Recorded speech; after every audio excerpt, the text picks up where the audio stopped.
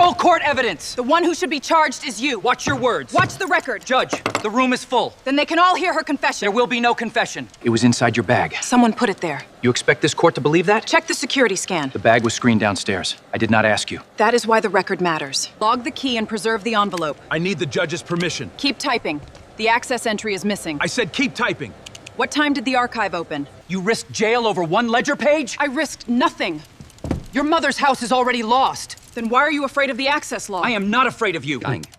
You are about to lose everything. Preserve the cameras. Answer me. Preserve the access log. Judge, she is making a formal request. She has no authority here. Who let you in? Step away from the terminal. This is my courtroom, not your record. Judge, they have state credentials. Clear the room. Why are they closing the doors? Keep every witness inside. Nobody move. You came here to defend yourself. No. Then why are you here? To open what you buried. Recording confirmed. The ledger was altered. Turn that off. The missing page is only the first door. Judge, step back. The one who should be charged is you. The courtroom went silent as Judge Conrad Hale stared down at the black woman he had just accused of stealing a sealed court ledger. Why would a grieving daughter risk jail over a file that could not save her family home? Why did the clerk suddenly stop typing when Asha placed one brass key beside the evidence folder? And why were two men in plain suits waiting beyond the courtroom doors? Hale believed he controlled every record, every witness, and every clock in the building. He was wrong about one thing. Asha had not come to defend herself. Stay until the end, because the missing ledger was only the first door she intended to open. The brass key stopped spinning against the oak table. Judge Conrad Hale leaned forward. Answer the question, Ms. Reynolds. Did you remove that envelope from secured records? Asha kept one hand beside the key. The blue thread was frayed where her mother had tied it years ago. No. A murmur crossed the benches, then died under the dry click of Hale's gavel. You were found with it.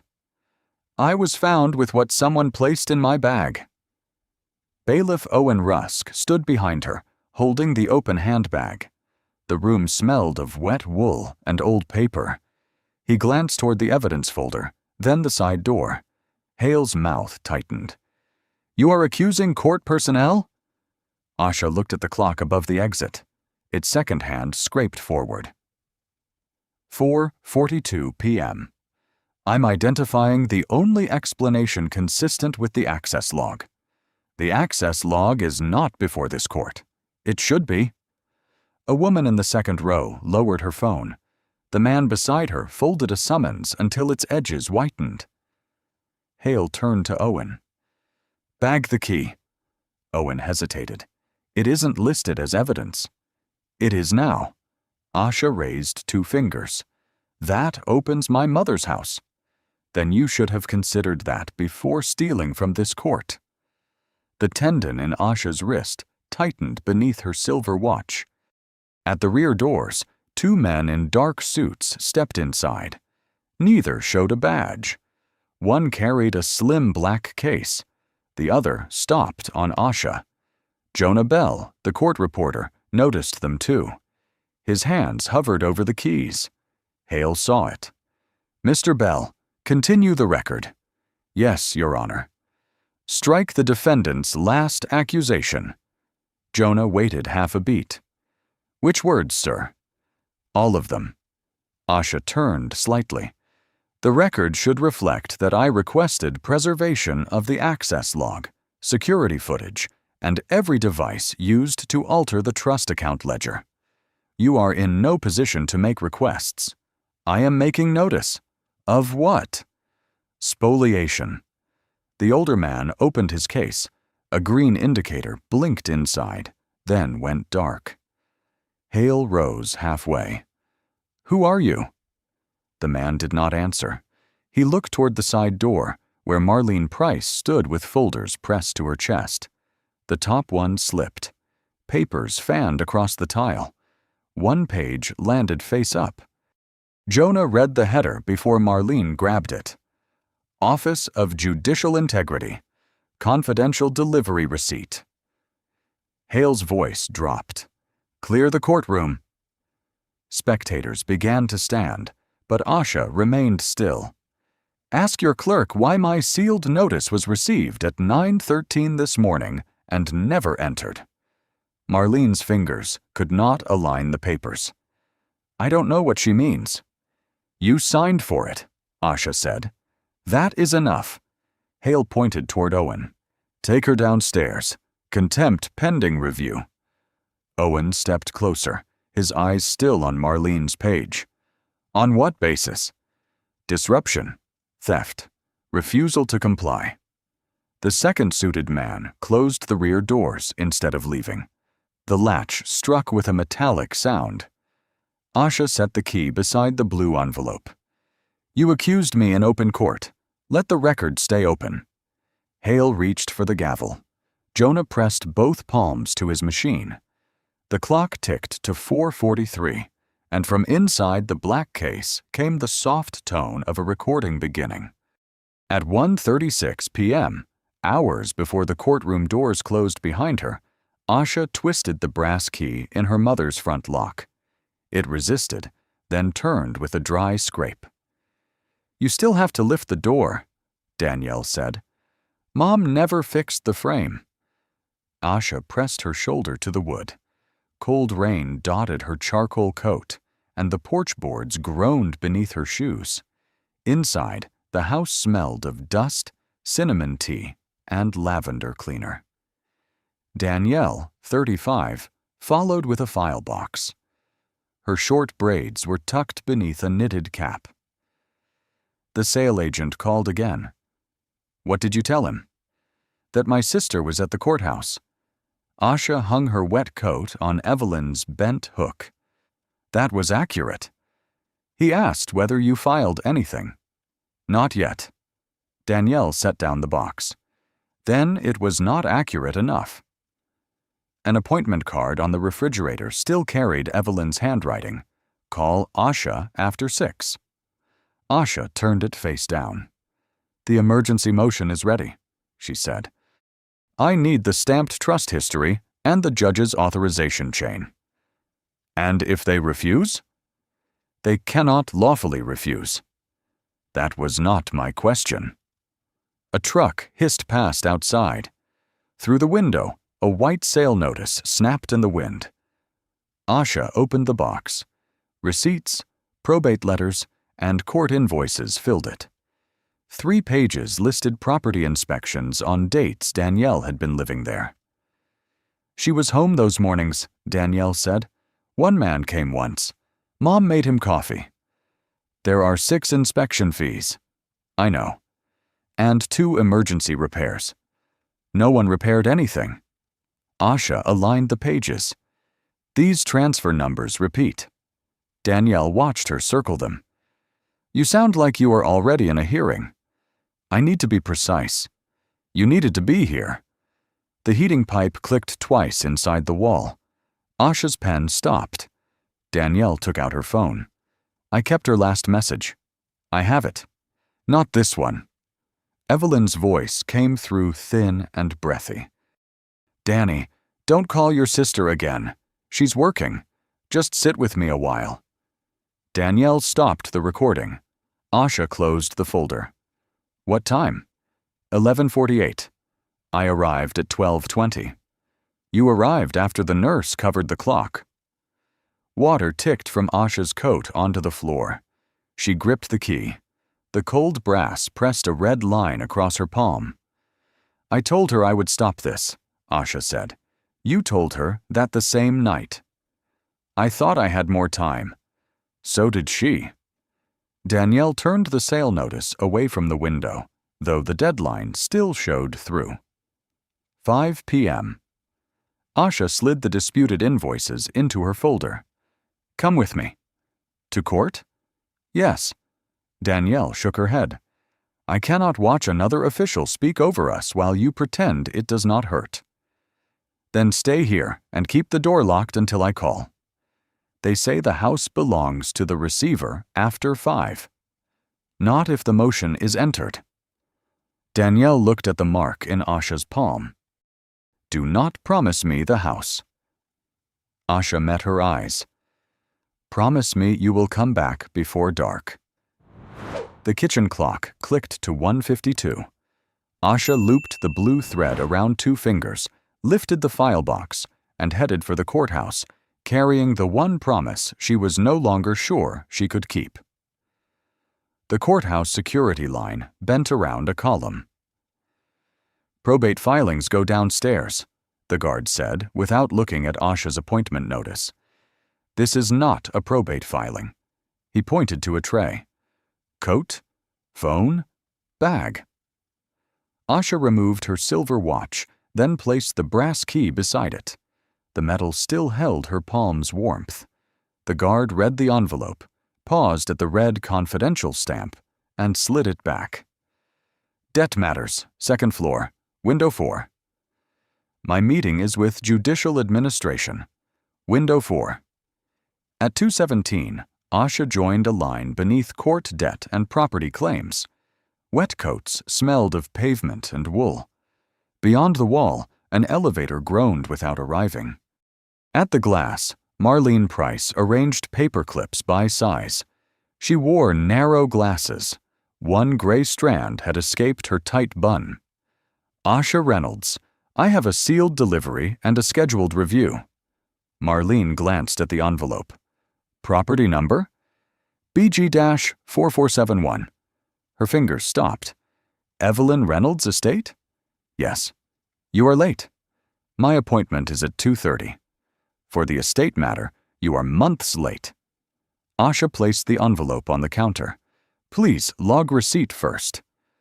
Marlene looked toward the ceiling camera. "Leave it with me."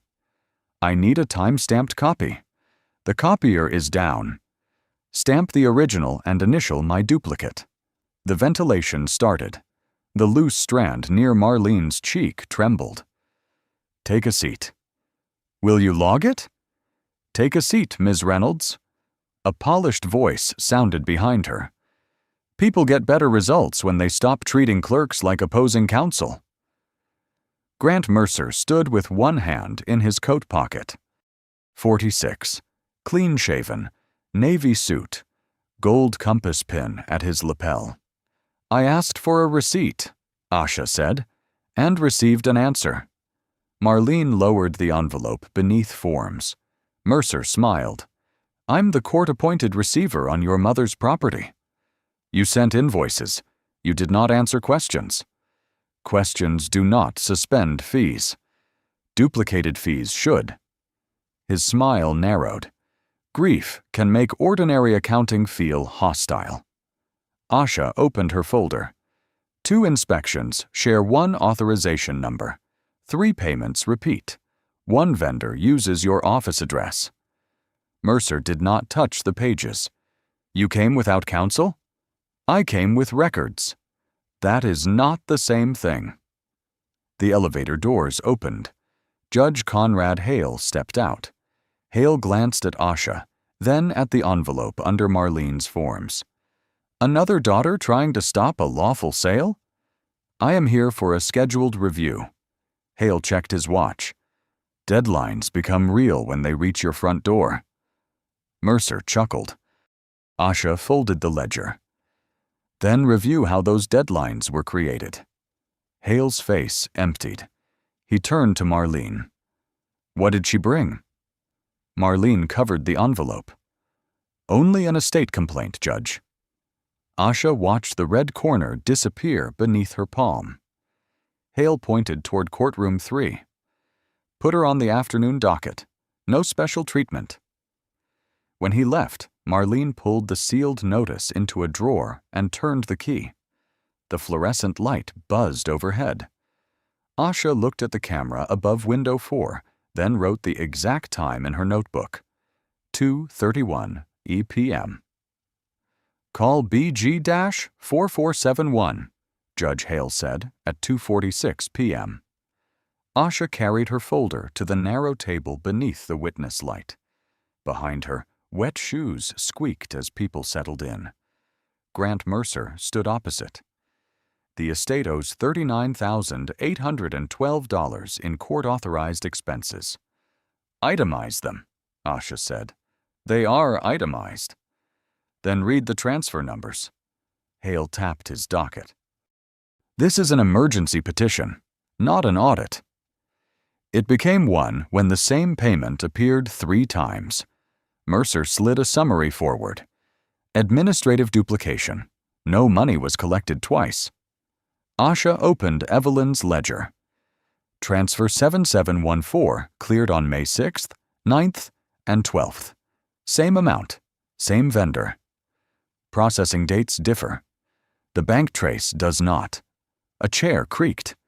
Jonah Bell, 29, beneath his monitor's blue glow, adjusted his stenography machine. Hale said, "You are not qualified to interpret trust accounting."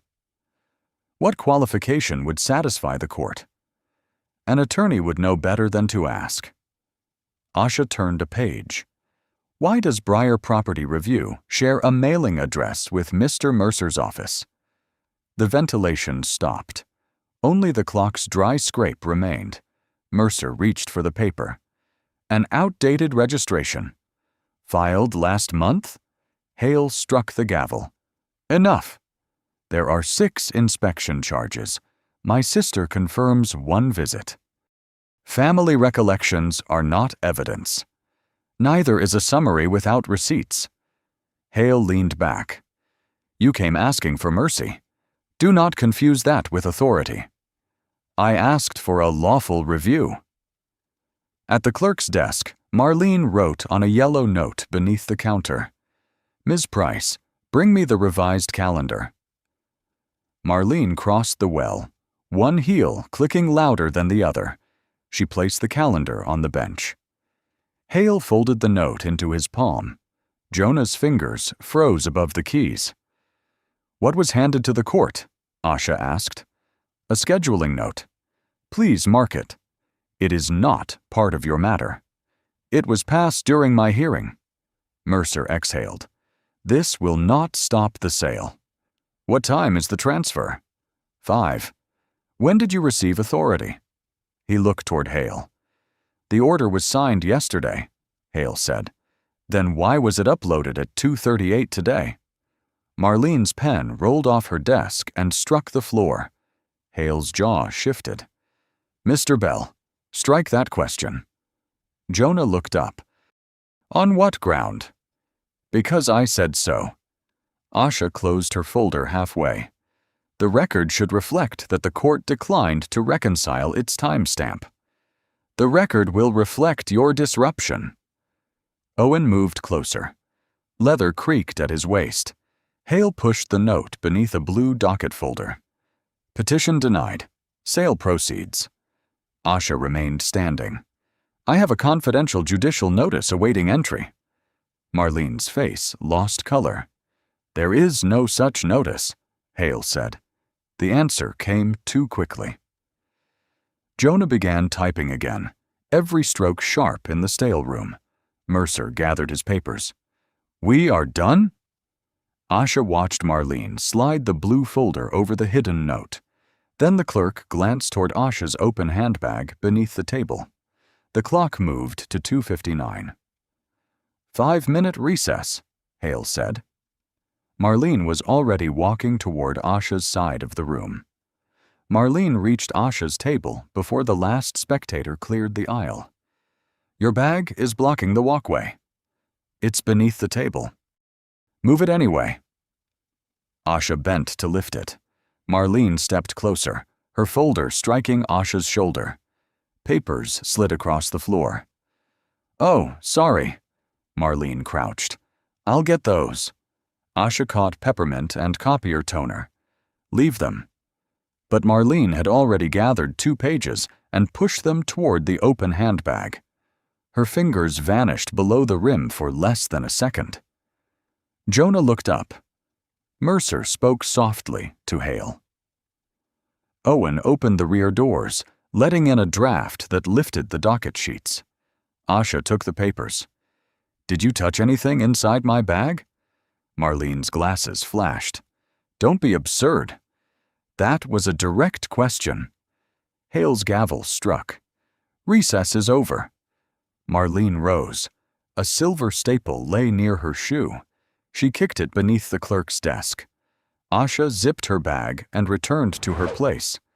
A secured archive item is missing. Mercer turned. What item? A sealed blue envelope containing an original trust ledger page. Asha watched Marlene. The clerk kept her eyes on the keyboard. Hale pointed at Owen. Search the tables and personal belongings. All belongings, Judge? Start with hers. The air conditioner rattled awake. Cold air crossed Asha's damp sleeves. On what basis? She asked. You were seen near restricted documents. I was in this courtroom. You delivered a sealed package to my clerk. A judicial notice, not an archive file. Open the bag. Owen lowered his voice. Ms. Reynolds? Asha placed both hands flat on the table. I do not consent. I will not obstruct you. The zipper sounded unnaturally loud. Owen removed her notebook, wallet, umbrella, and folder of invoices. Then he felt along the inner pocket. His expression changed. He drew out a blue envelope sealed with red evidence tape. Someone inhaled. A chair leg scraped stone. Mercer whispered, My God. Asha did not look at him. Hold it by the edges. Owen obeyed. Hale sat slowly. Explain that. I cannot explain an object I have never seen. It was in your bag. So was my notebook.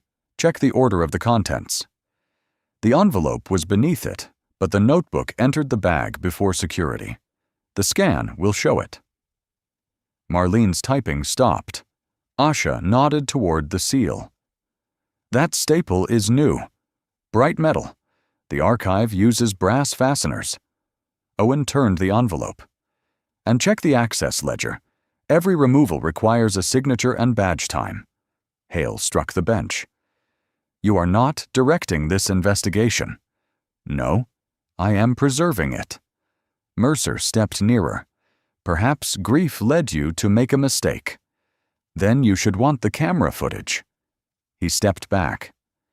Hale ordered Owen to seal the envelope in plastic. As it closed, Asha saw a faint smear of peppermint-colored lip balm along the adhesive strip. Marlene touched her mouth. Asha said nothing. Jonah's fingers began moving again. Detain her, Hale said. I'll decide whether to refer this for prosecution. Owen hesitated, the evidence sleeve in one hand and Asha's open bag in the other. Under the clerk's desk, the loose silver staple glinted in the cold white light. Detain her, Hale repeated. Owen set Asha's bag on the evidence table. For theft? For contempt pending referral. That is not the same thing, Asha said. Hale's stare hardened. You are in no position to lecture this court. The rear doors opened. Danielle stepped inside, rain darkening her green coat. She stopped with one hand on the brass handle. A man near the aisle whispered, That's the woman who stole the file. His companion murmured, From a judge's archive. Danielle heard both. Asha saw her fingers tighten. The wall clock scraped forward. Danielle, Asha said, stay by the door. What happened? Hale lifted the blue envelope. Your sister was found with protected court property. That was planted.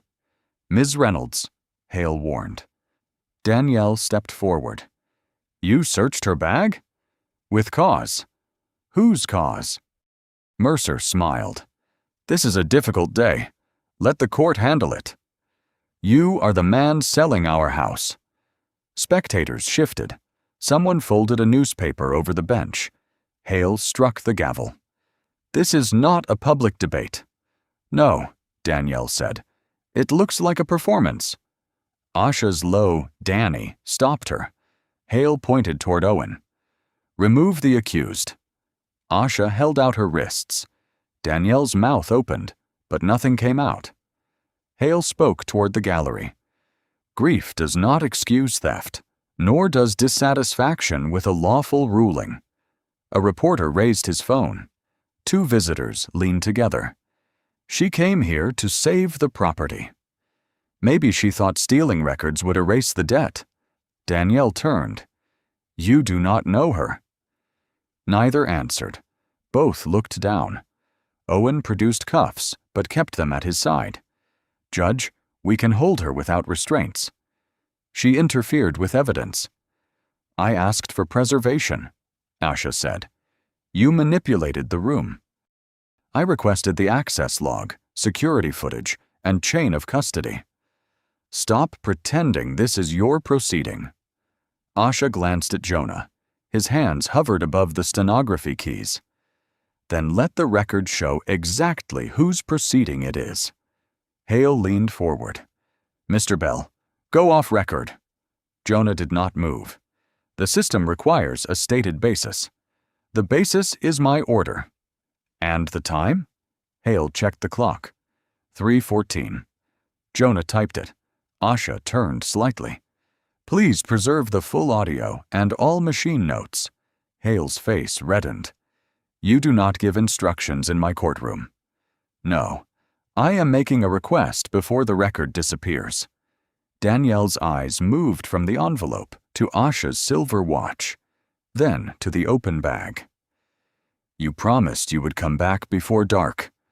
Asha swallowed once. I know. It was the only apology she offered. Owen fastened one cuff, leaving space beneath the metal. The click echoed under the high ceiling. Danielle looked away. Mercer checked his phone. The sale remains scheduled. What time? Danielle asked. 5. Asha met Owen's eyes. My phone contains a pending emergency draft. Do not let anyone alter it. Hale stood.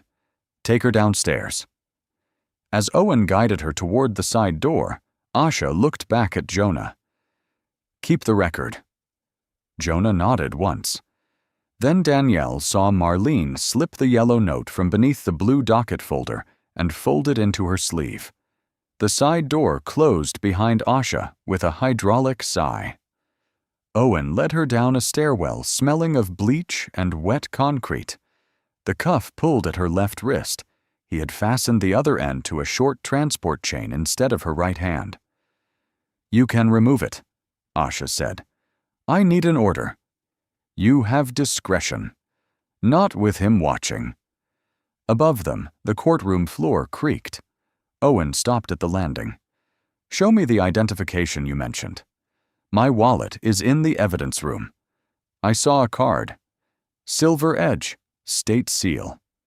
He unlocked the property cabinet beside the holding room and opened Asha's bag under the camera. Her wallet lay beneath the damp umbrella. She slid out a laminated credential.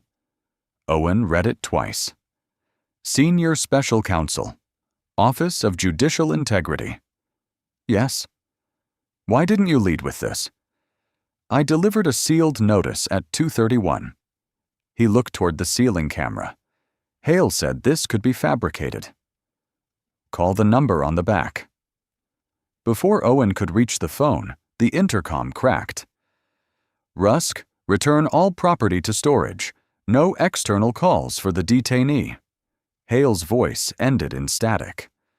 Owen held the credential another second, then placed it inside a clear evidence pouch. You know what this is, Asha said. I know what it says. That distinction is costing us time. At 4:31, Owen logged her phone, watch, notebook, coat, and brass key. The key struck the bottom of the pouch with a metallic knock. Its blue thread curled beneath the label. Reynolds, Asha, contempt hold. My emergency motion is saved as a draft, she said. Do not unlock the phone. I won't. Do not let Mercer touch it. His pen paused. Why would he? Asha looked at him until he signed.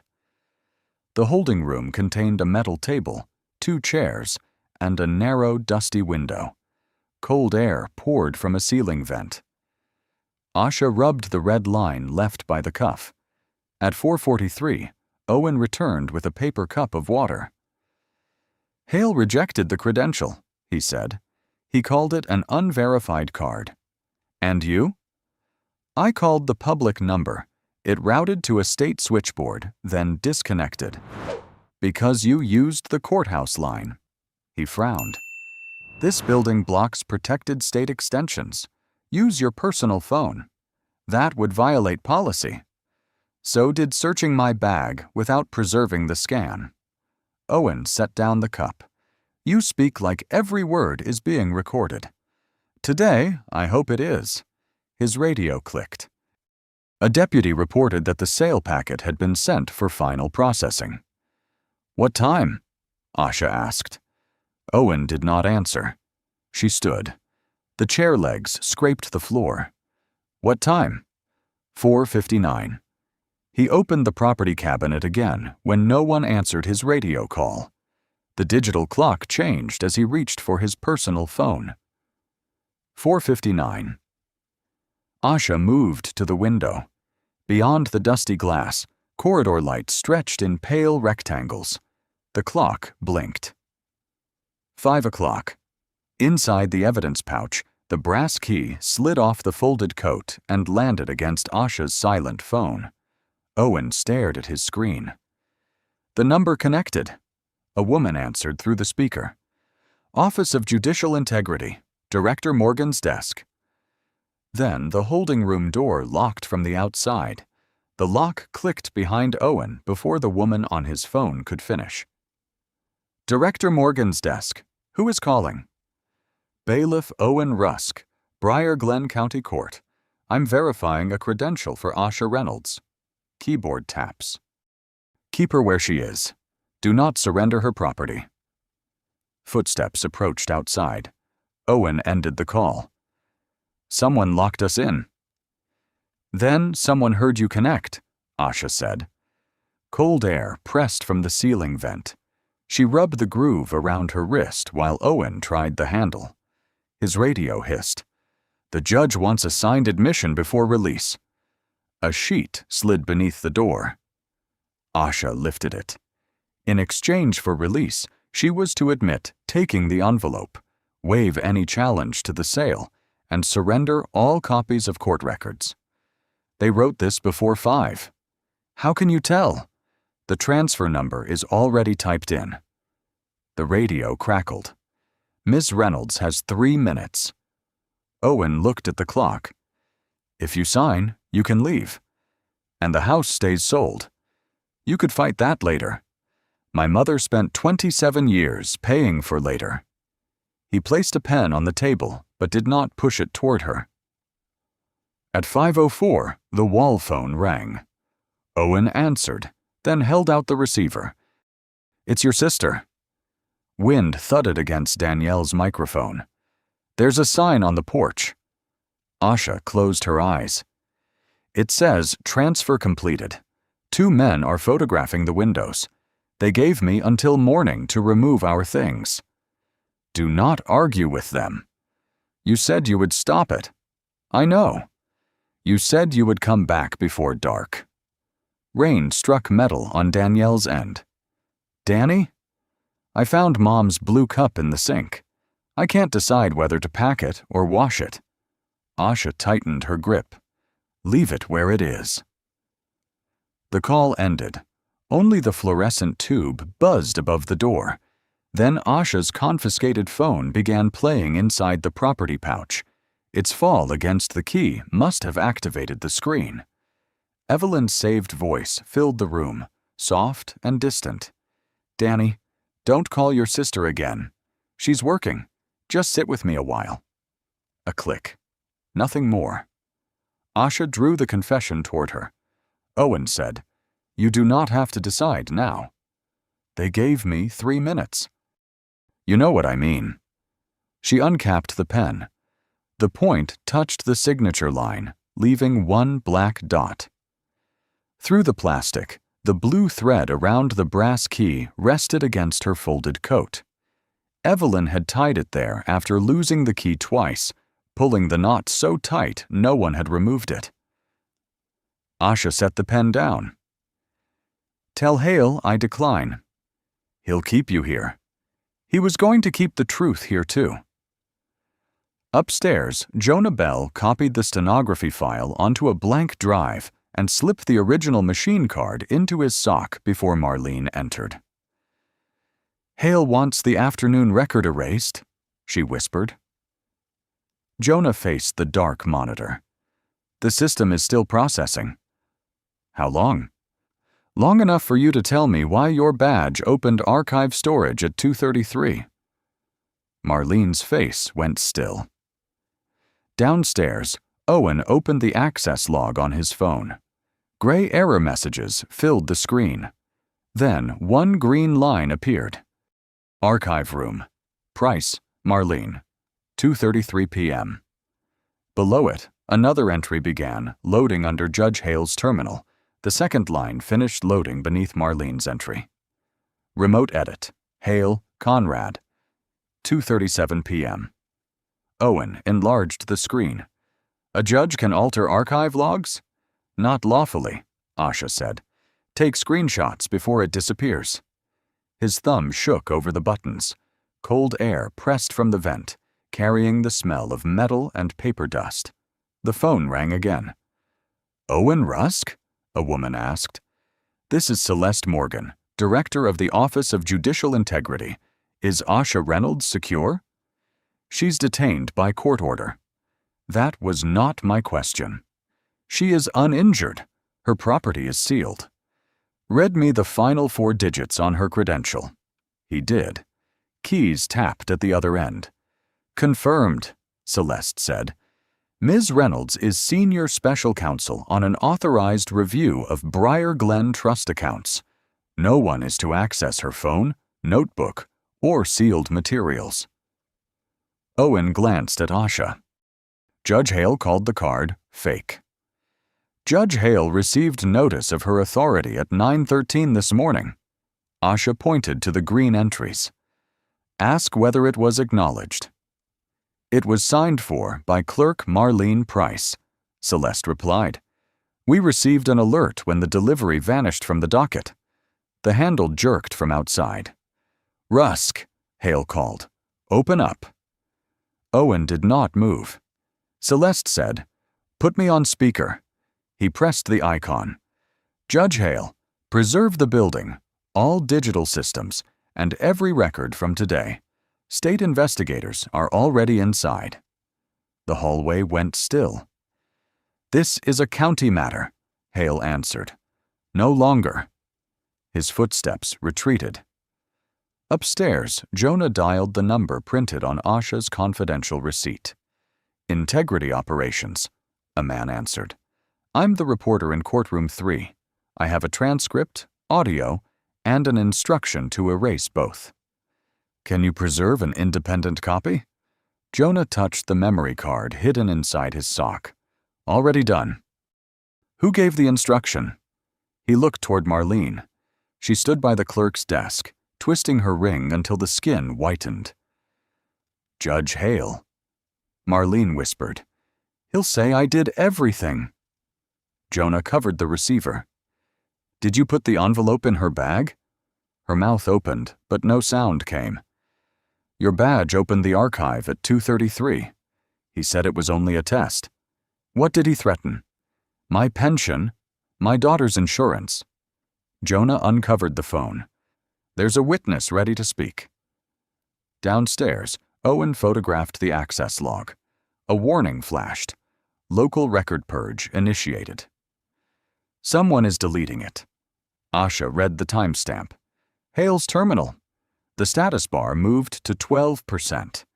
Owen forwarded the images to Celeste, then pulled the emergency release beside the door. An alarm chirped once. The lock disengaged. 2 figures in dark suits waited in the corridor. The older man showed a state credential. Director Morgan ordered an immediate preservation hold. The elevator opened behind him. Marlene stepped out beside Jonah, clutching the missing delivery receipt. Her glasses had slipped low on her nose. She held the page toward Asha with both hands. "I signed for this," she said, "and I can tell you who ordered me to hide it." From upstairs came the strike of Hale's gavel, summoning the courtroom back into session. The gavel struck again above them. Courtroom 3, the investigator said. Now. Asha entered the elevator with Owen, Jonah, Marlene, and the 2 state officials. Marlene kept the signed receipt against her chest. No one spoke until the doors opened. Rain tapped the high windows.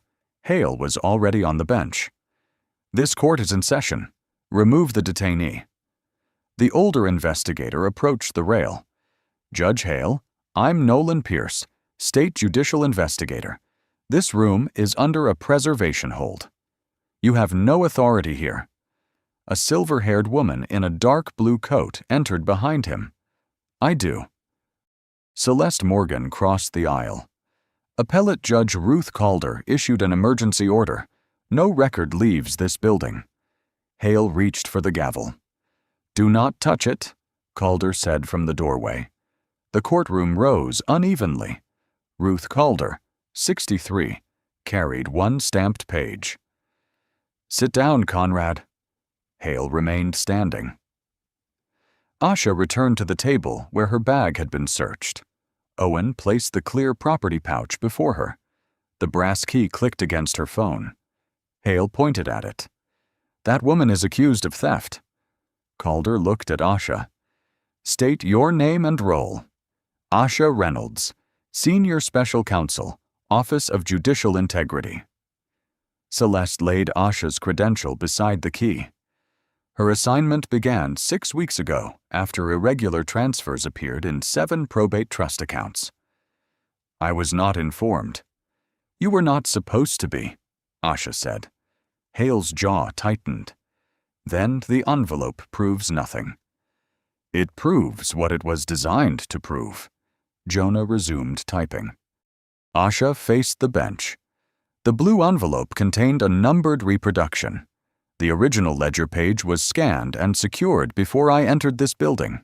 Any alteration would identify the terminal used. Pierce opened his black case. A monitor glowed green.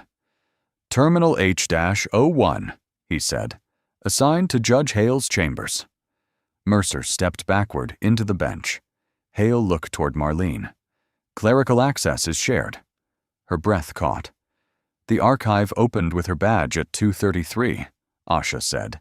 Your terminal edited the history 4 minutes later. You manufactured this? No. I waited for you to move first. The second hand scraped above the exit. Calder held out her hand. Marlene crossed the well and surrendered the hidden receipt. I was told not to docket it, Marlene said. By whom? She twisted her ring. By him. Hale struck the bench with his palm. She is protecting herself. Celeste turned to Owen. Release Ms. Reynolds. He opened the cuff. A red groove remained around Asha's wrist. Danielle appeared at the rear doors, rain shining on her coat. Her eyes moved from Asha to the credential beside the family key. Is the house gone? Asha did not answer. Calder checked the order. The transfer is frozen pending review. Danielle gripped the handle. Asha picked up the key, but left the credential on the table. This is no longer about whether I stole from your court, she told Hale. It is about what your court has been taking from everyone else. Pierce turned the monitor toward the bench. 23 property files began filling the screen. 23 property files filled the monitor under one red transfer code. Pierce selected the first. Evelyn Reynolds. Fees duplicated. Authorization backdated. Title routed through Breyer Property Review. Mercer folded his arms. That company is independent. Pierce opened the registration record. Its controlling officer is Lucas Mercer. Your brother? Calder asked. Half-brother. We do not conduct business together.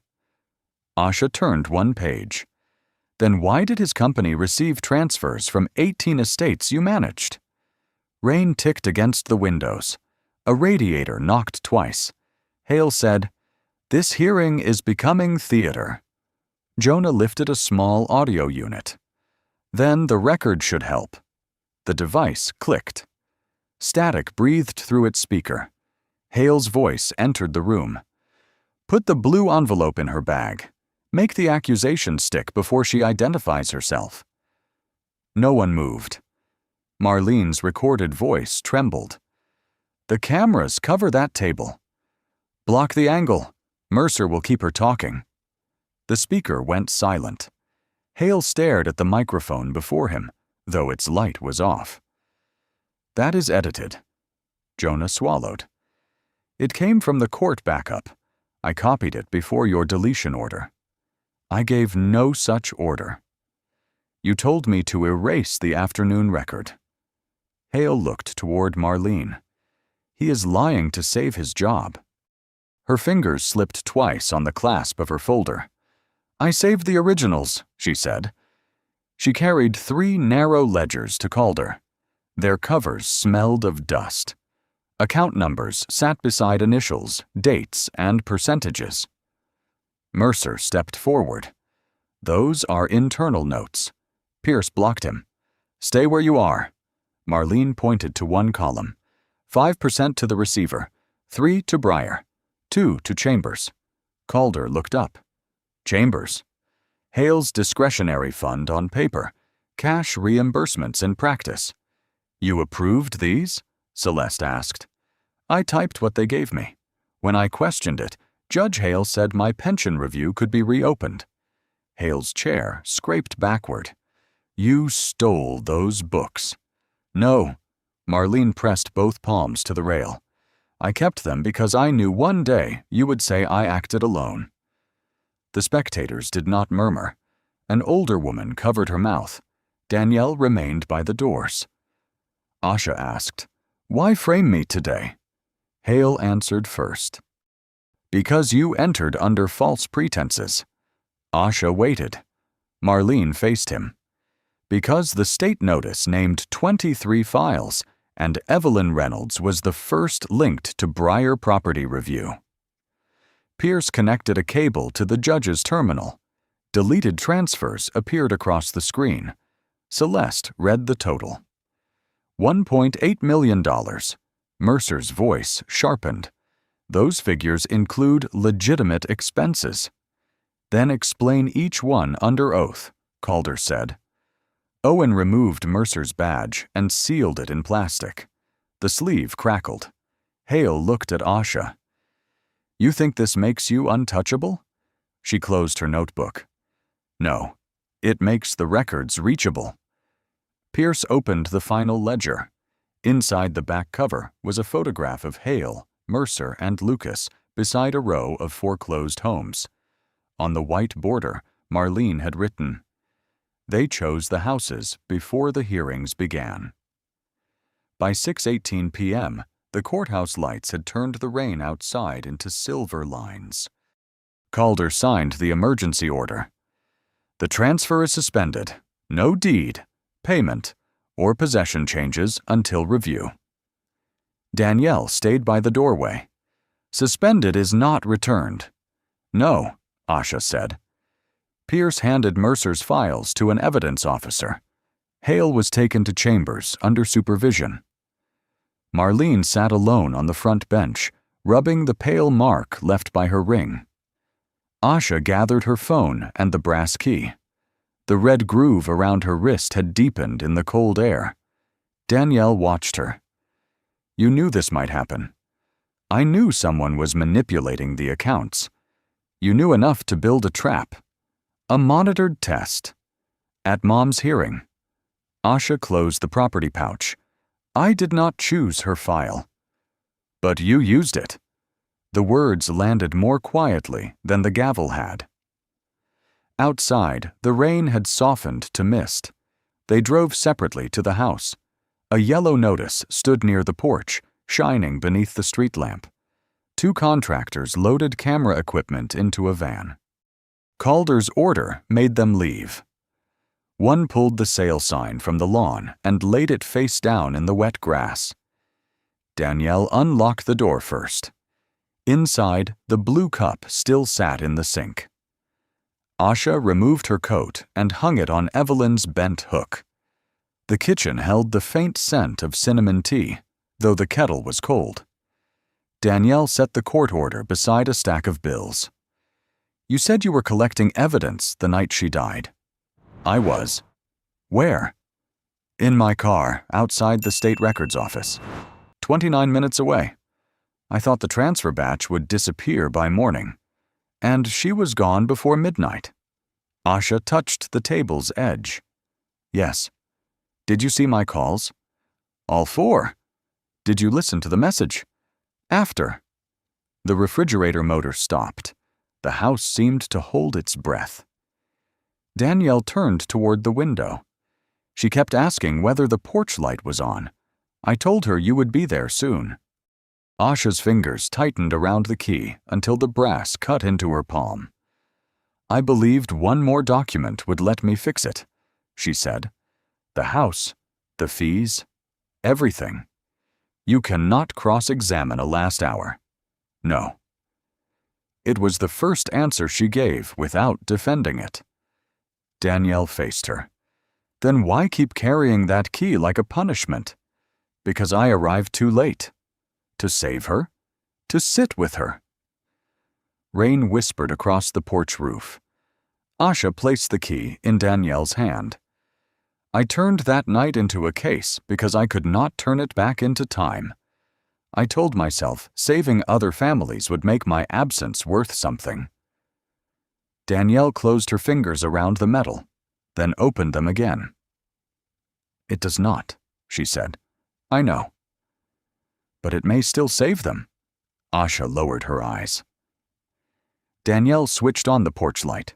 Warm yellow spread across the empty steps and the flattened grass where the sign had stood. The order expires in 72 hours, she said. Tomorrow we fight for the house. Together? Danielle wrapped the blue thread twice around her fingers. Tomorrow? The brass key remained in her palm as the sisters stood beneath the same roof, neither forgiven, neither leaving. At 9:02 the next morning, every seat in the state hearing room was occupied. Asha entered beside Danielle. The air smelled of wet coats, coffee, and old varnish. Across the aisle, Conrad Hale sat without his robe. Grant Mercer kept smoothing the same crease in his sleeve. Samuel King, 50, prosecutor for the Public Integrity Division, rose. This proceeding concerns falsified records, obstruction, and a transfer scheme involving 23 properties. Hale leaned toward his attorney. That is not proven. King opened a ledger. Then we will begin with the people who paid for it. Victor Ames, 68, a retired bus mechanic in a brown suit worn shiny at the elbows, approached carrying a faded photograph. This was my house. 2 children stood beneath a pecan tree beside a white porch. King asked, "Why did you lose it?" They said I owed $16,000 in emergency repairs. Were repairs made? The roof still leaked when they sold it. Victor placed the photograph on the table without looking toward Hale. Another homeowner described fees charged while she was hospitalized. A warehouse worker produced notices mailed to an address the court had ruled invalid. Each account carried the same transfer code. Mercer stood. These people signed agreements. Victor turned. You gave me 12 minutes before the clerk closed. You had counsel available. I had a hallway and a pen tied to a chain. The room went still. King displayed the access logs, Jonah's audio, Marlene's ledgers, and transfers recovered from Hale's terminal. On the wall screen, money moved from estate accounts to Breyer Property Review, then into a fund controlled through Chambers. Mr. Hale, the state is filing charges for falsification of judicial records, obstruction, conspiracy, and misuse of entrusted funds. Hale's chair creaked. You are announcing charges for an audience. I am announcing them because the evidence threshold has been met. Mercer was charged with financial conspiracy, fraudulent billing, and evidence tampering. 2 administrators were named for later arraignment. Marlene surrendered her access badge under a cooperation agreement. Reporters crowded the back wall. One whispered, "Get Hale's face when they remove him." Asha turned. "Do not. He framed you. And 23 families were harmed before anyone knew my name." During recess, King approached. "The court can request forfeiture. Request restitution first. For your mother's estate? For every verified loss." Danielle folded her arms. "Even if that reduces what comes back to us?" Asha looked at Victor's photograph beneath the white lights. "We were not first." When proceedings resumed, King amended the filing to create a protected recovery fund before penalties or administrative claims. Calder ordered every disputed sale reviewed, all transfers frozen, and temporary housing support for displaced owners. Hale was escorted through a side door. Spectators raised their phones. Victor did not.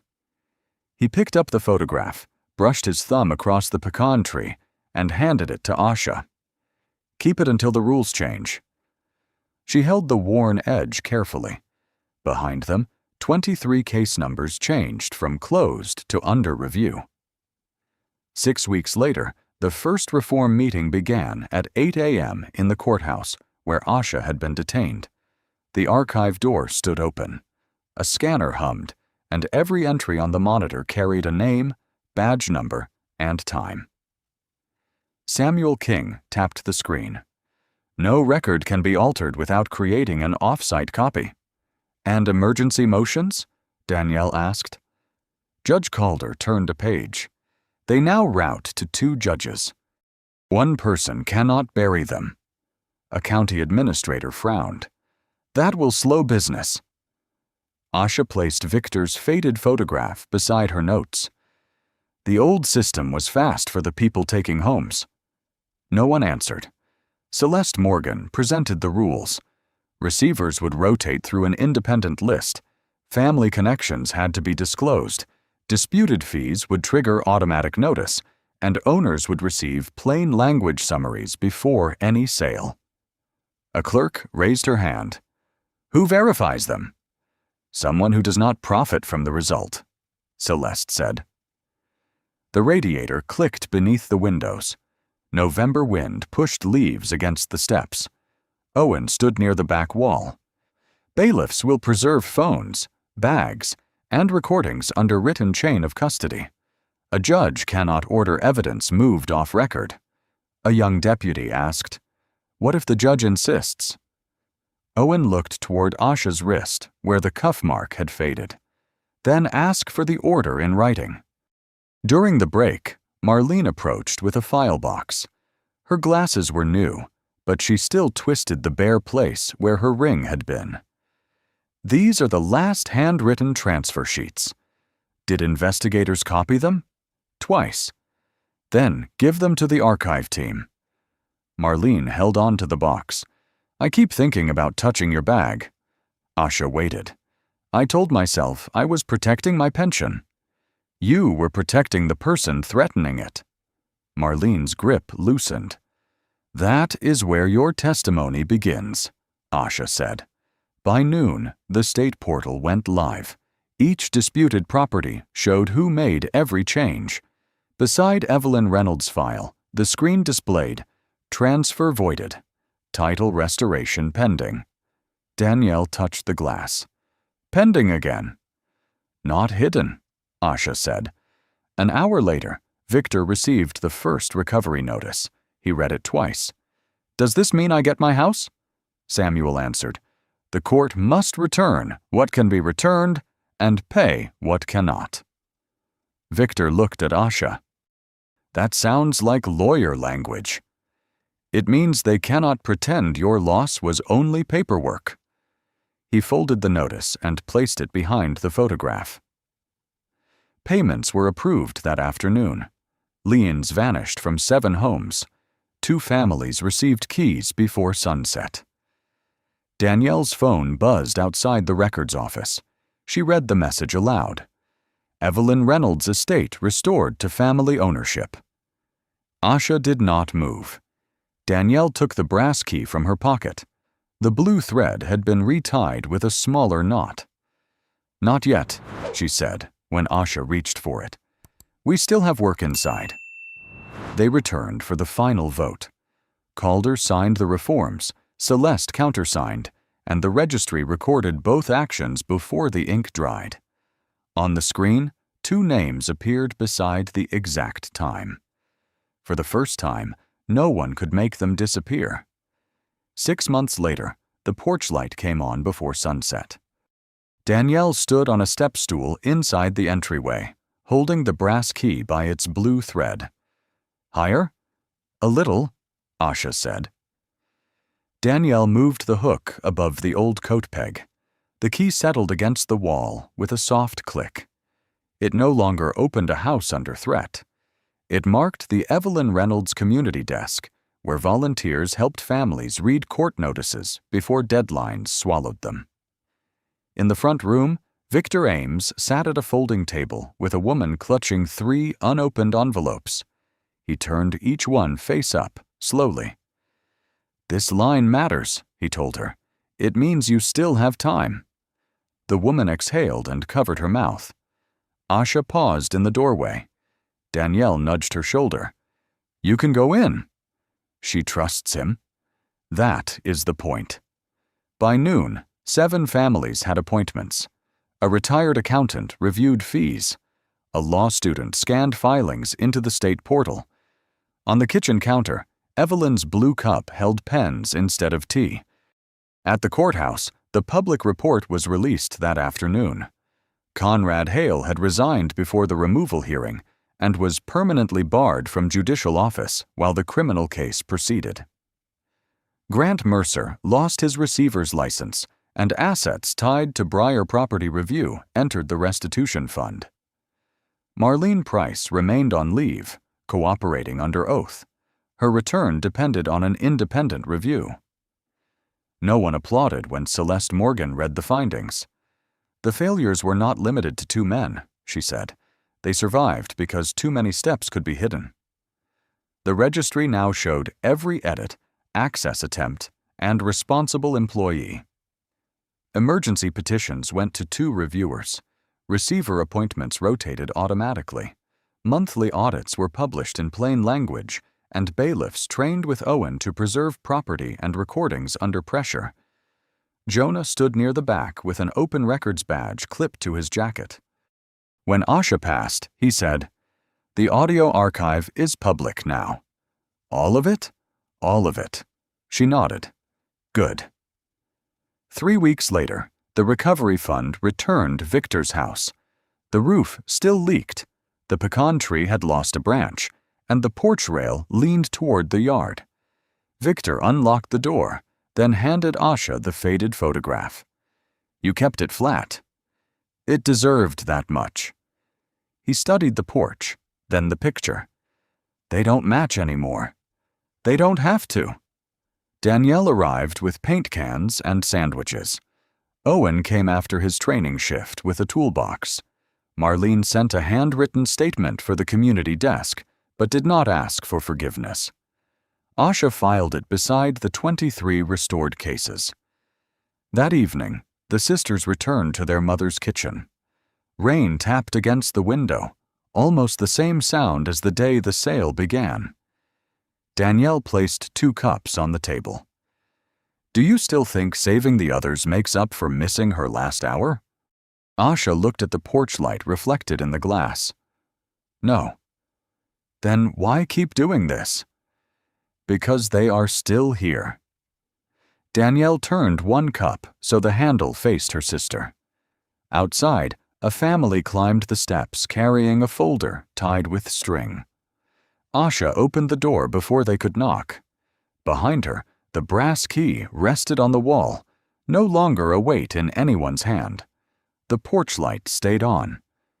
Have you ever seen a person dismissed, blamed, or trapped by a system that expected them to remain silent?